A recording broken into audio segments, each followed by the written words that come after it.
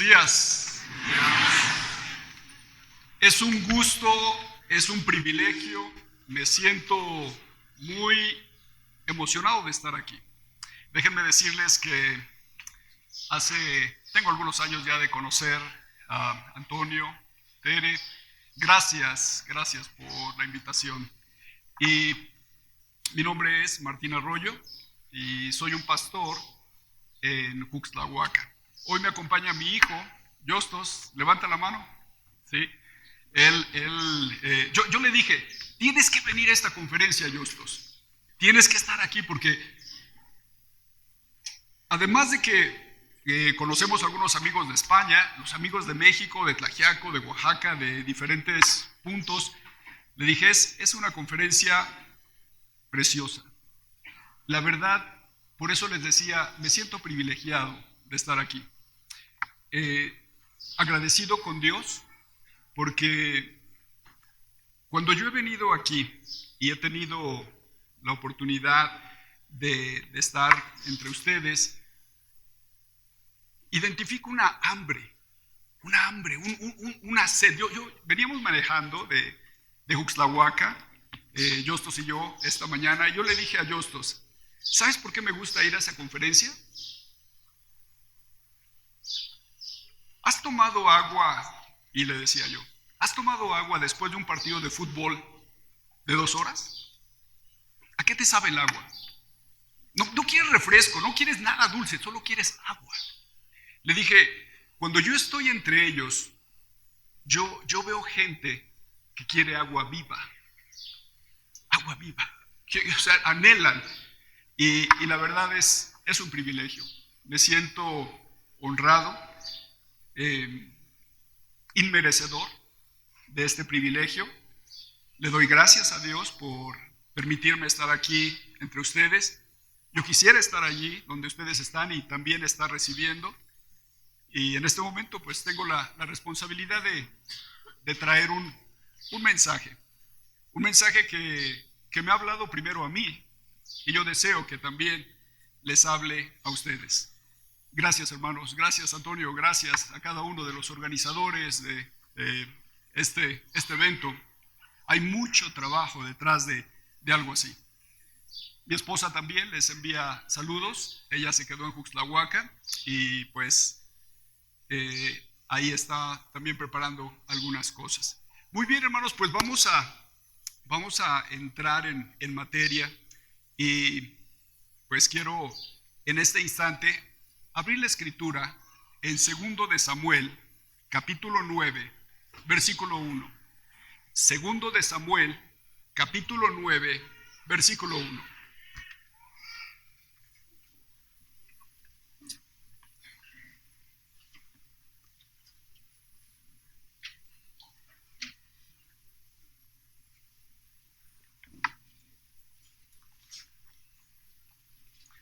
Dice la escritura: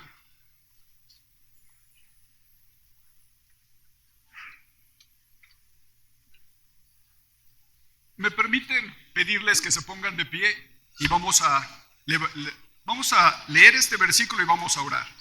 Dice este versículo, solo vamos a leer un versículo, 2 de Samuel 9:1.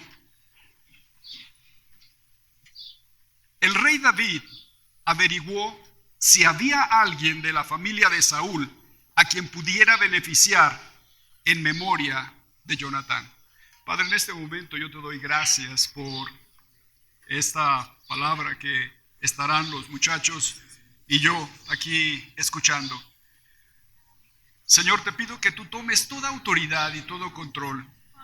Señor, háblanos y dirige esta conferencia.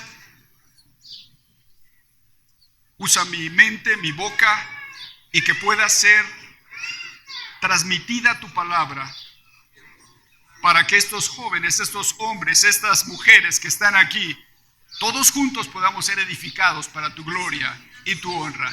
En tu nombre, Jesús. Amén. Gracias, Cristo. Pueden tomar su lugar, por favor.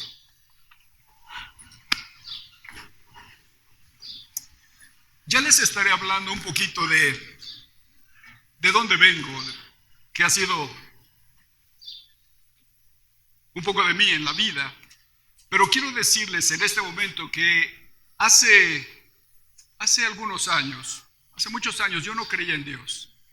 Y yo creía que este libro no era más que un libro hecho por hombres, escrito por hombres, que no tenía nada que comunicar a mi vida.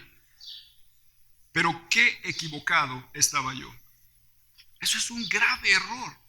Gracias a Dios que el Señor abrió mis ojos y pude ver lo precioso que es este libro. Que tengamos una Biblia en las manos es un privilegio.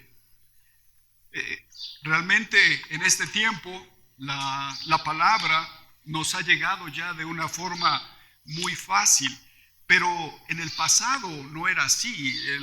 Las copias que se hacían en los pergaminos, era muy caro el trabajo de copiar, pero gracias a Dios que el Señor ha preservado su palabra. Y en esta mañana yo quiero hablarles acerca de un hombre.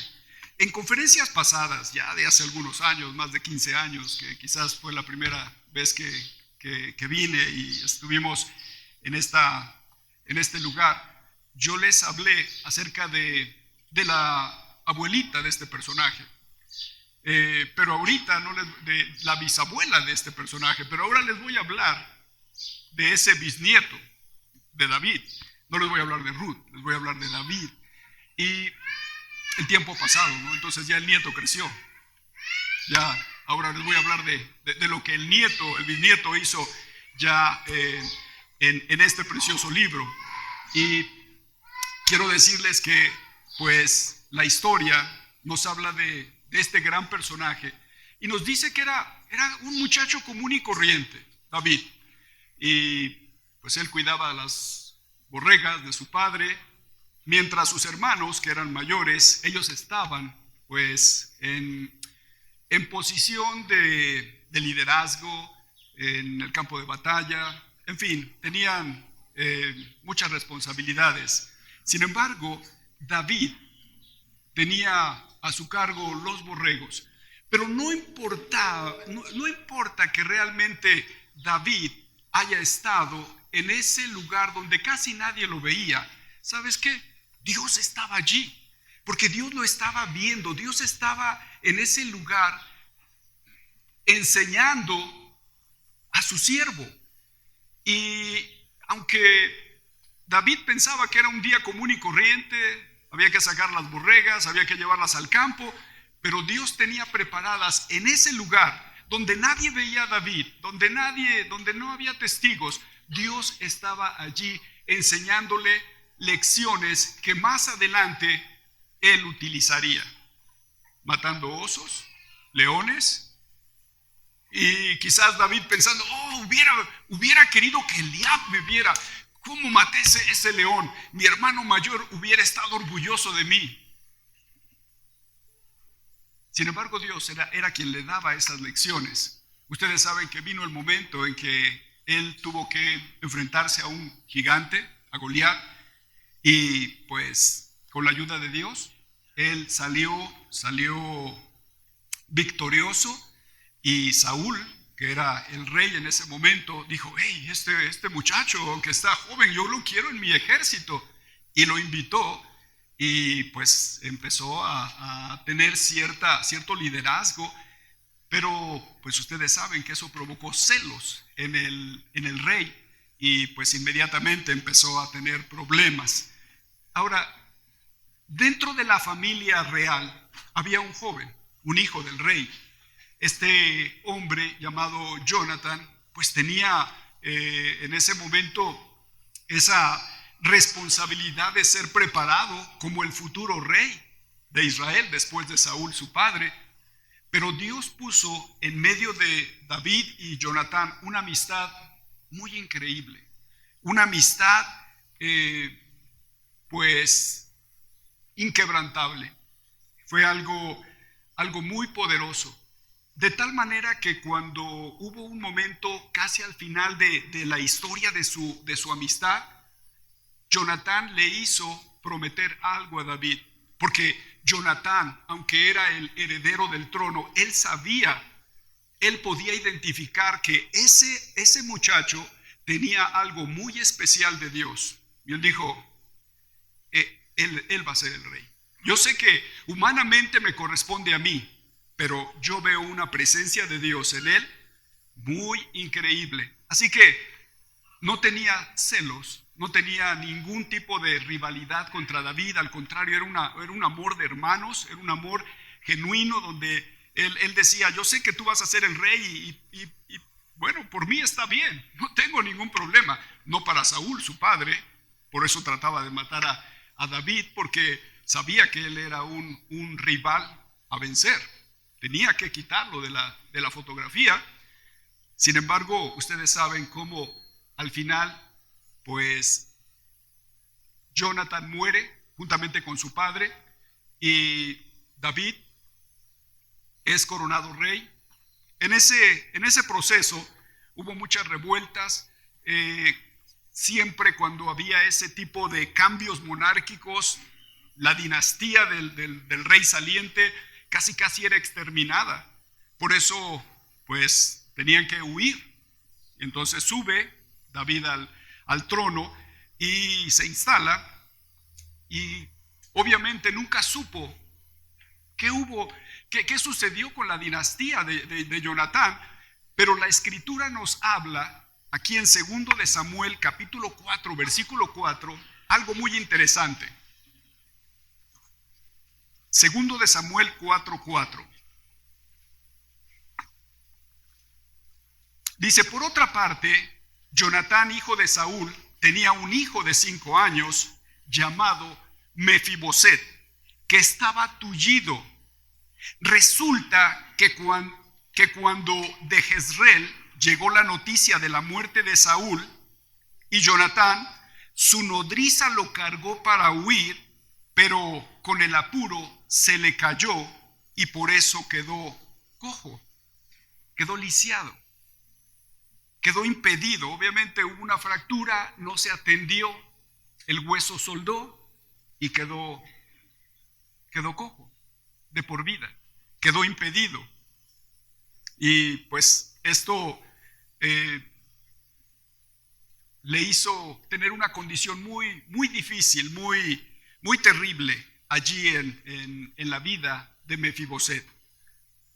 He titulado este mensaje Un corazón sin esperanza, porque puedo identificar en este niño, joven, adulto, llamado Mefiboset, que no tenía esperanza. Llegó a ser un hombre gris, un hombre sin ningún tipo de aspiración y condenado a tener un perfil bajo, porque ustedes saben, si se hubiera corrido la voz de que aquí está el hijo de Jonatán, un descendiente al trono, rival a David, pues lo iban a matar. Él lo sabía, así que él dijo, mejor, más vale perro vivo que león muerto, dice la escritura. Entonces dice, no importa, yo aquí como perrito estoy bien, no tengo ningún problema, pero estoy vivo. Número 1, Dios puso en el corazón de David buscar a Mefiboset. Ahora, esto es muy importante. Mefiboset, en un perfil bajo, perdido, nadie sabía de él. Y así hubiera quedado. Pero un día, Dios le hizo sentir a David, hey, ¿te acuerdas de la promesa que hiciste? ¿Te acuerdas de lo que le dijiste a tu amigo?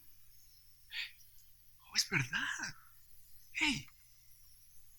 Dice 2 de Samuel 9, 4 al 5.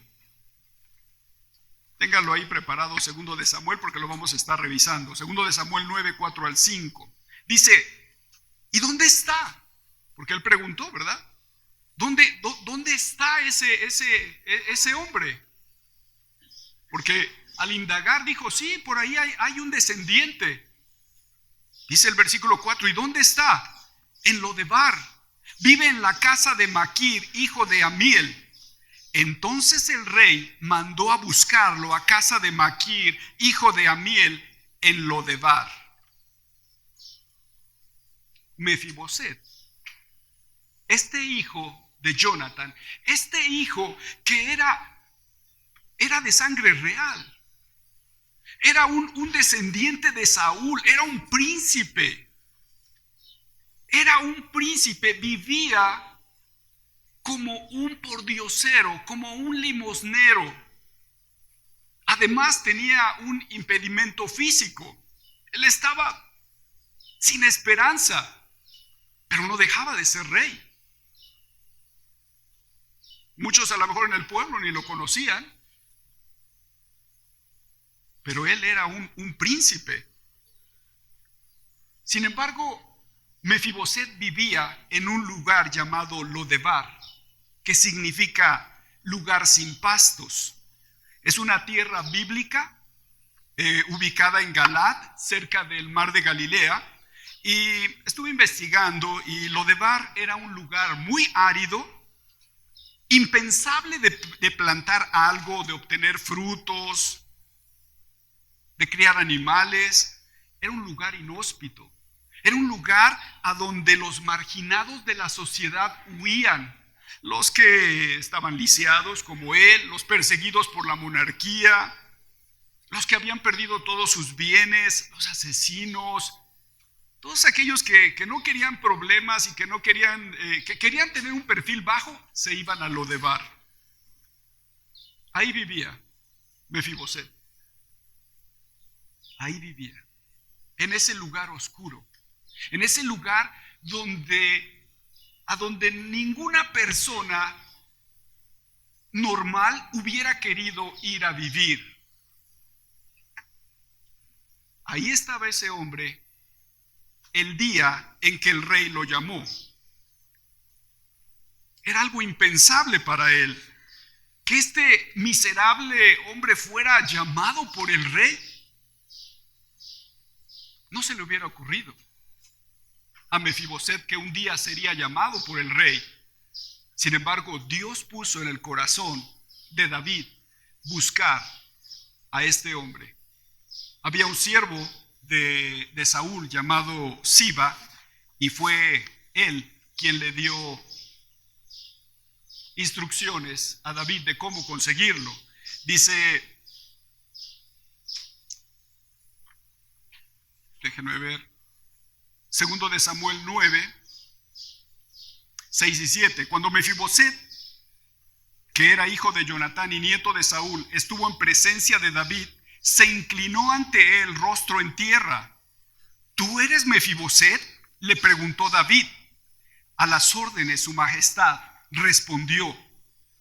No temas.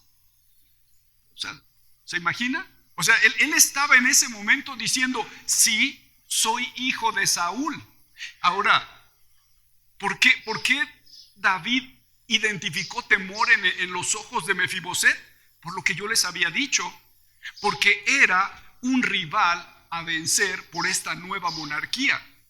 Entonces, cuando Mefiboset dijo, a sus órdenes, majestad, yo creo que empezó a temblar. Y David dijo, no, espérate, no entiendes, tú no entiendes, tengo que explicarte. Yo creo que David quería decirle rápido por qué le había mandado llamar.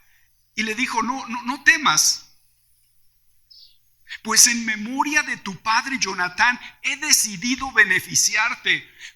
Voy a devolverte todas las tierras que pertenecían a tu abuelo Saúl, y de ahora en adelante te sentarás en mi mesa, en la mesa real. En ese momento Mefiboset estaba siendo alcanzado por la gracia y la misericordia.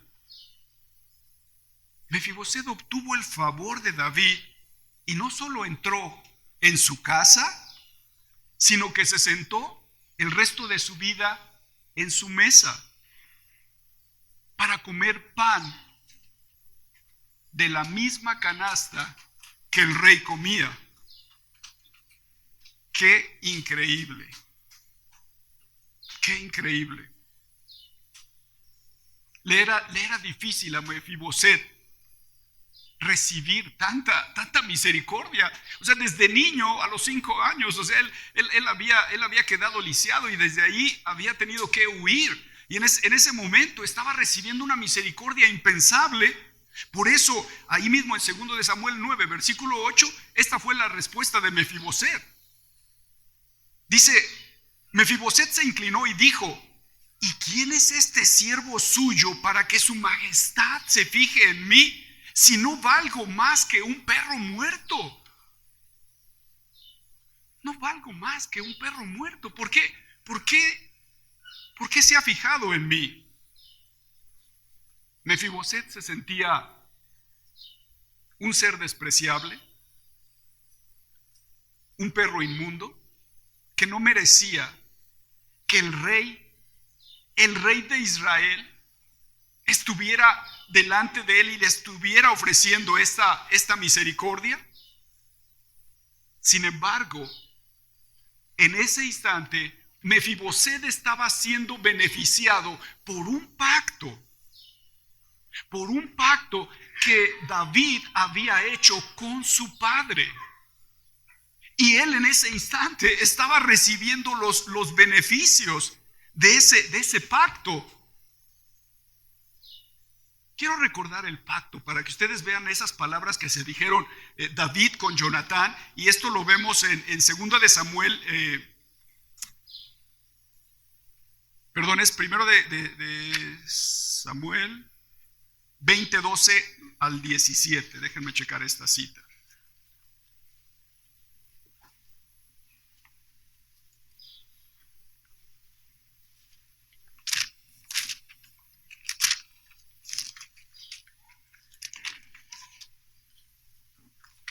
Sí.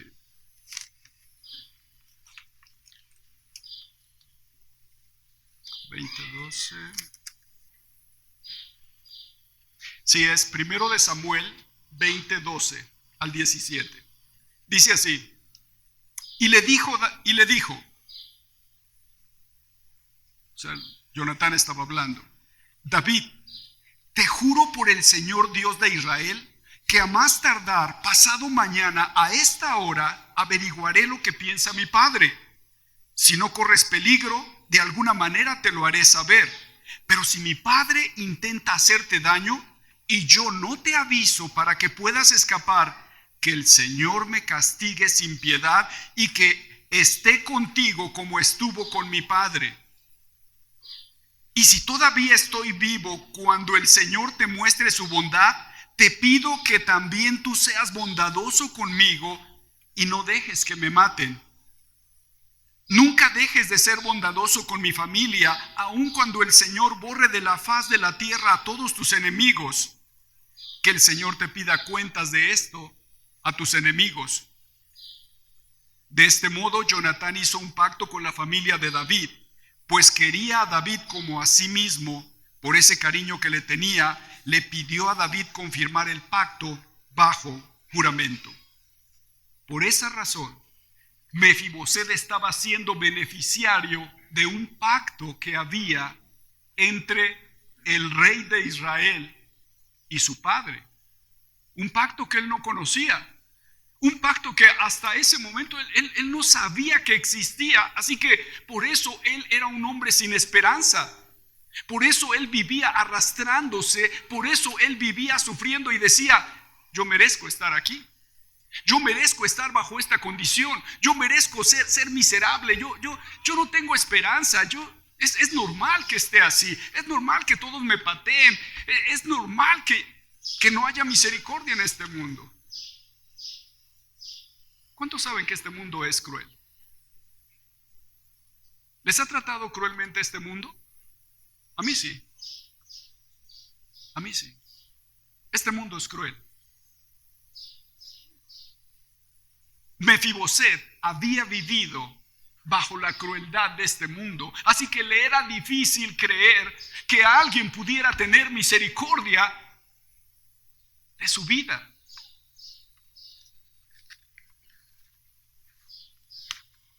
Así que las cosas siguieron adelante. Número 2. Ya vimos cómo Dios puso en el corazón de David buscar a Mefiboset. Pero ahora yo te quiero hablar de la segunda parte de este mensaje y la razón por la que en este momento estamos aquí. Es hermoso ver cómo la Biblia es un libro que nos relaciona. Y yo quiero que en este instante, dentro de este punto, de este segundo punto, tú veas que Dios puso en el corazón de alguien buscarte a ti. Buscarte a ti. Tú estabas perdido. Estábamos bajo las garras de este mundo inmisericordia. Estábamos siendo presa fácil de Satanás.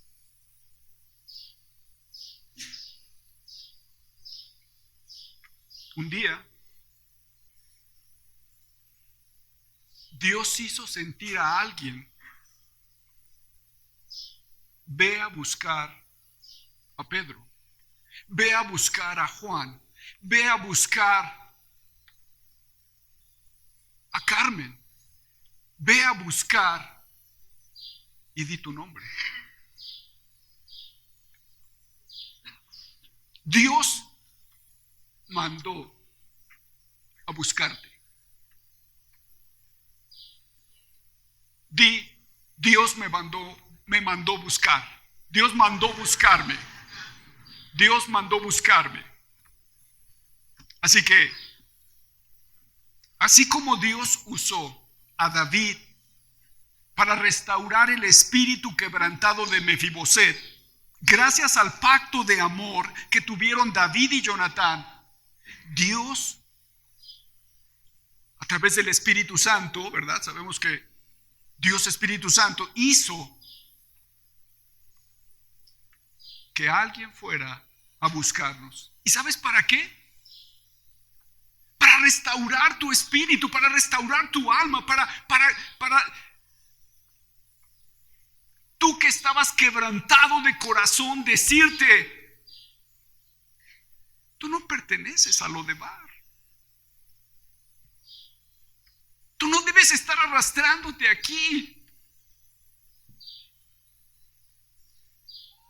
Tengo algo que decirte.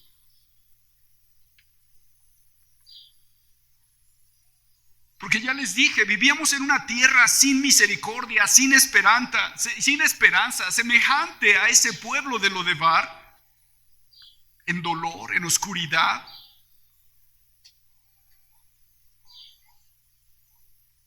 Principalmente por la ausencia de Dios en nuestras vidas. Era un lugar oscuro. Éramos hijos de ira. Yo era una persona enojada. A los 22 años yo era una persona enojada, no creía en Dios. Rebelde. Lo menos que quería era meterme a una iglesia. No creía en Dios, en la Biblia.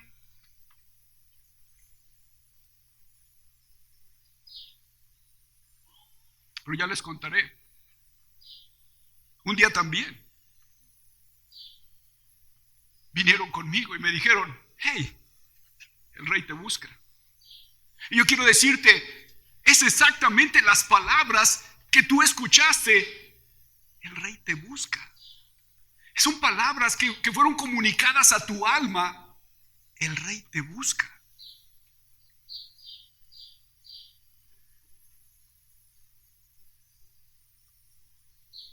Dios envió a un Siba a buscarnos, a hablar a nuestra vida. Y aunque en nuestros ojos éramos piltrafas humanas, que no valíamos nada, ¿Dónde estabas? Solo no me contesten. ¿Dónde estaban cuando ustedes escucharon a su alma, el rey te busca? ¿Dónde estabas? ¿Qué estabas haciendo? ¿Perdido en el alcohol, en la droga? ¿Dónde estabas? ¿En el enojo? ¿Sin Dios? ¿Sin luz? Viviendo en Lodebar.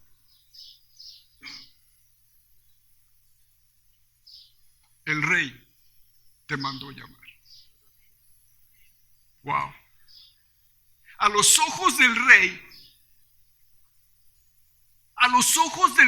eras valioso, eres valioso y serás valioso siempre. ¿No lo crees?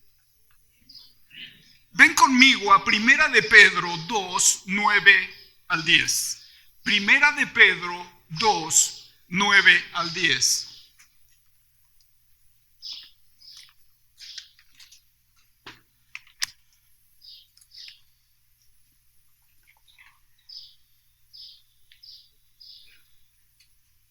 A lo mejor aquí alguien está diciendo, bueno, Mefiboset sí era real, o sea, era príncipe, pero yo,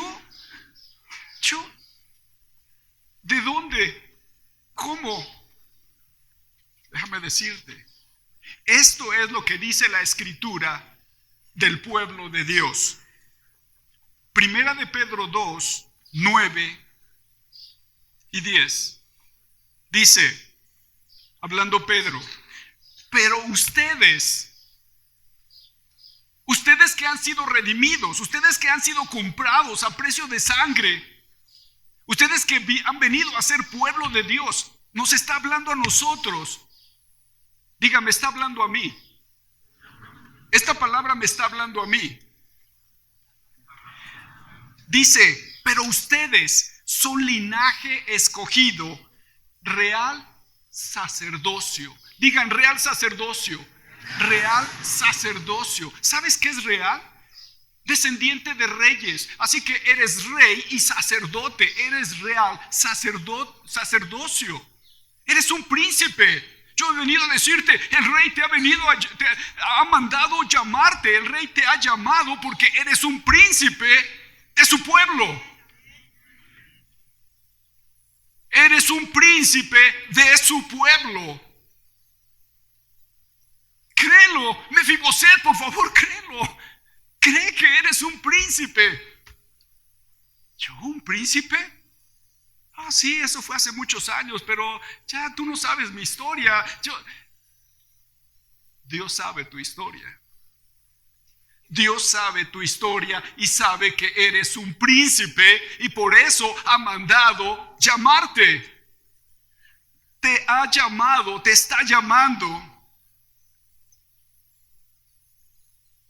Pero ustedes son linaje escogido, real sacerdocio, nación santa, pueblo que pertenece a Dios, para que proclamen las obras maravillosas de aquel que los llamó de las tinieblas a su luz admirable. ¿De dónde nos llamó? De Lodebar. Ustedes, aquí estamos nosotros, ustedes antes ni siquiera eran pueblo, pero ahora son pueblo de Dios. Antes no habían recibido misericordia, pero ahora ya la han recibido. Ya la han recibido. El rey te mandó llamar. El rey te mandó llamar porque hay un pacto, como hubo un pacto entre David y Jonatán. Hay un pacto de sangre, hay un pacto por el cual Jesucristo, y en estos días lo recordamos, entregó su vida, derramó su sangre para que nosotros pudiéramos acercarnos a Él. Eres un rey, eres un príncipe de Dios. ¿Puedes creerlo? Eres un príncipe, una princesa.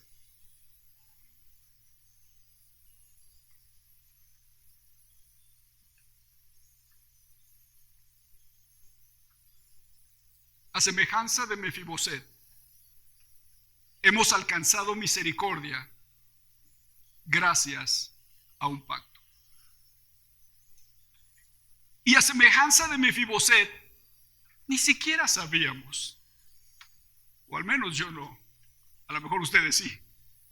Yo ni siquiera sabía, o sea, cuando alguien me compartió de la palabra a mis 22 años, yo solo sabía que el primer libro de la Biblia se llamaba Génesis y el último Apocalipsis, y de ahí no sabía nada más. Menos iba a saber de un pacto. Y yo tengo la idea de que muchos de los que están aquí estaban como yo, o peor. A lo mejor ni sabían cuál era el último.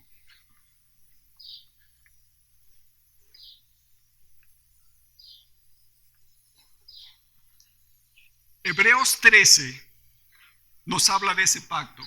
Hebreos 13, 20 y 21.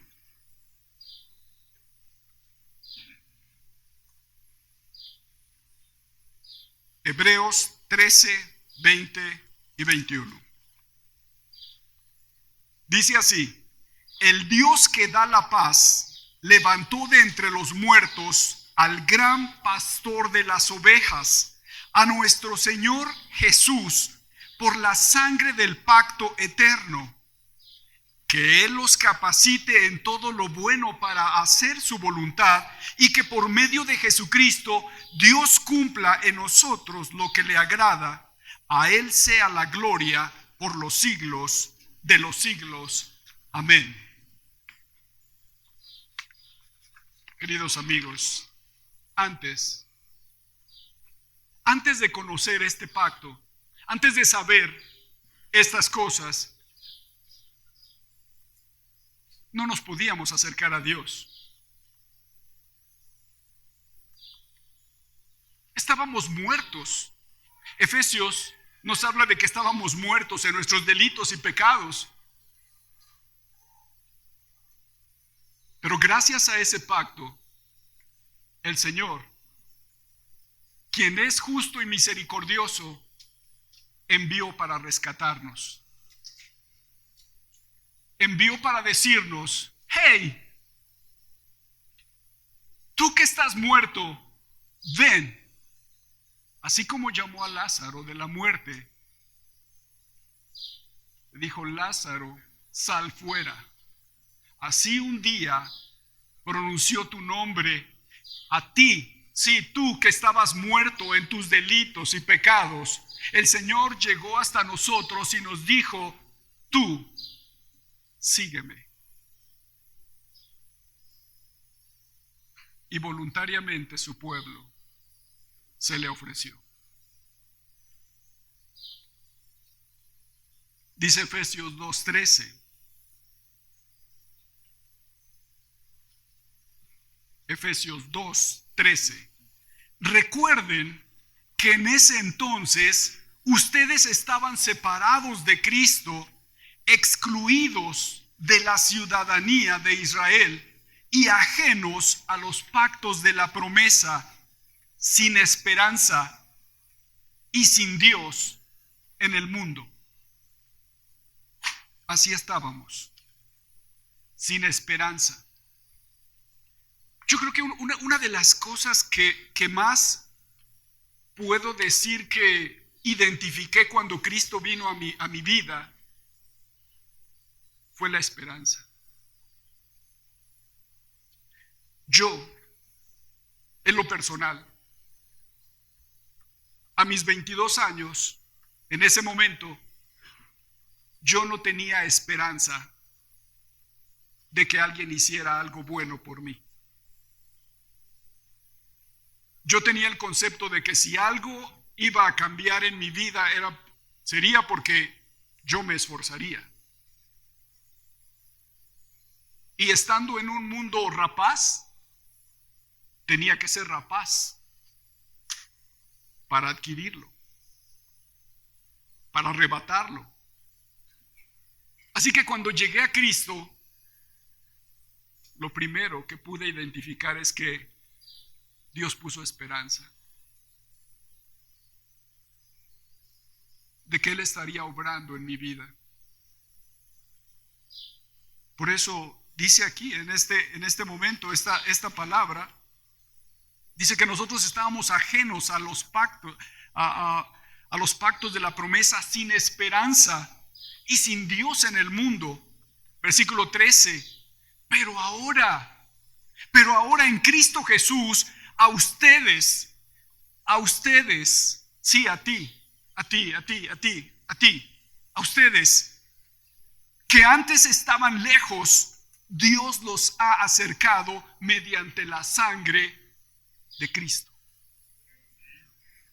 Mediante la sangre de Jesús. Y por eso en estos días debemos estar agradecidos. Muchas personas utilizan este tiempo para ir de vacaciones, para disfrutar, y lo menos que piensan es en Jesús, es en el agradecimiento que deben expresar a Dios. Pero ¿cómo vamos a esperar que agradezcan cuando esa gente está muerta en sus delitos y pecados? No es sino los que han sido llamados de las tinieblas, no es sino los que han resucitado, no es sino los que han sido llamados de lo de Bar, para que salgan y para que se den cuenta que el Rey los ha mandado llamar. El Rey te mandó llamar. Tú estás aquí porque el Rey te mandó llamar. Ese pacto ha cubierto multitud de defectos. Ese pacto entre David y Jonatán cubrió sus defectos, entre ellos su cojera. Porque en otra parte de la escritura el mismo David había prometido que nunca se le acercarían los cojos, por una burla de los amorreos, pero no me voy a meter en eso. Sin embargo, cuando le dijeron, sí, existe uno, se llama Mefiboset, pero está tullido, no importa, tráiganlo. El Rey te mandó llamar. ¿Y sabes qué? Tú también, y yo también. Nosotros estábamos cojos. Nosotros estábamos lisiados. ¿Quién es? O sea, solo piensa quién eras. ¿Quién eras?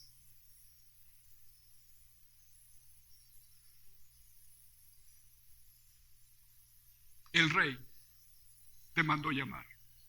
Dice Romanos 5:8. Romanos 5:8. Pero Dios demuestra su amor por nosotros en esto: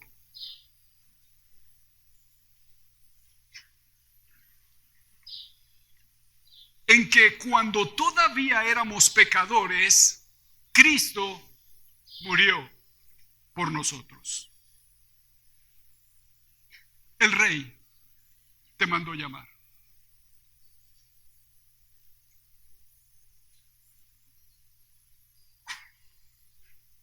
Me encanta esta porción. Salmo 113, 7 y 8. Este fue uno de mis primeros versículos que me impactó cuando yo vine a Jesús. No sé por qué, en ese momento, a los pocos días de ser cristiano, tuve contacto con este versículo y me sentí muy, muy feliz de que estas palabras estuvieran aquí, aunque no entendía del todo.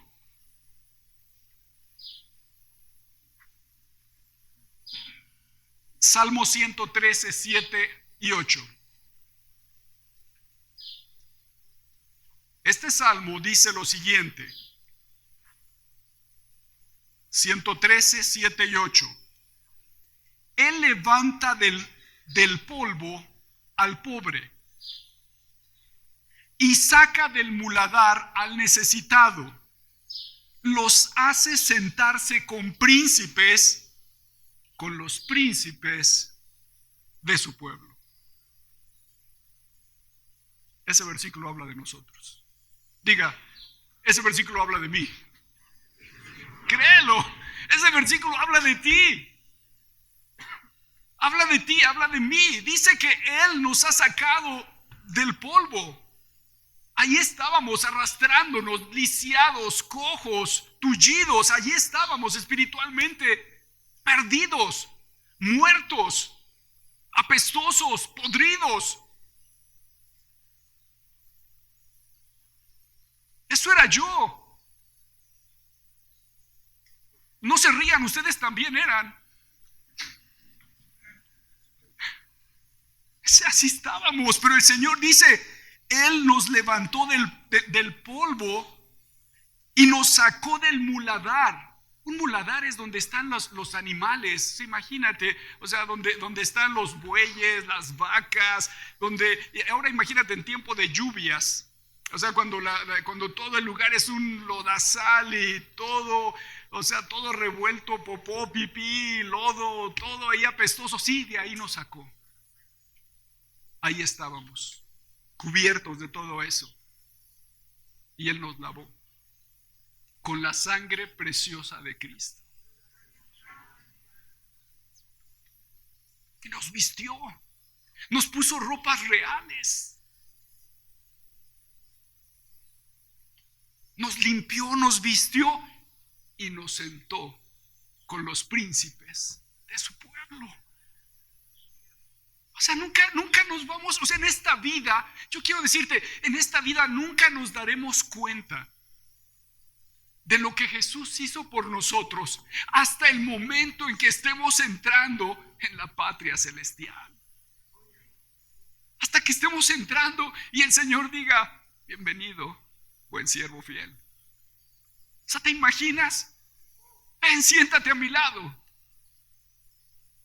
Y nos sentó con los príncipes de su pueblo. ¿Yo? Tú no sabes quién soy yo, tú no sabes lo que yo he hecho cosas muy malas. O sea, yo no alcanzo misericordia. Por eso quise empezar leyendo lo de Mefiboset. Porque él dijo al rey, pero ¿yo? Si solo valgo lo que vale un perro muerto. ¿Cuánto vale un perro muerto? ¿Alguien me puede decir cuánto? ¿Cuánto vale un perro muerto, por cierto? Disculpe, no saqué ese dato.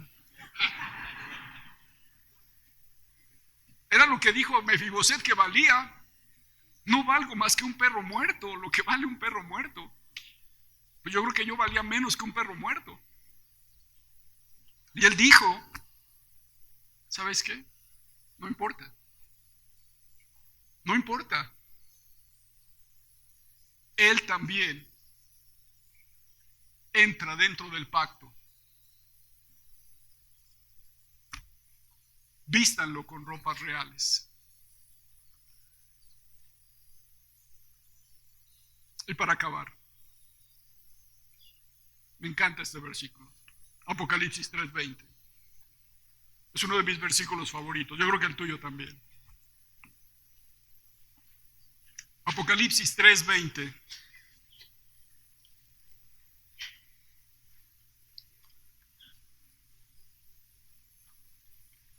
Dice, mira, hablando Jesús, mira que estoy a la puerta y llamo.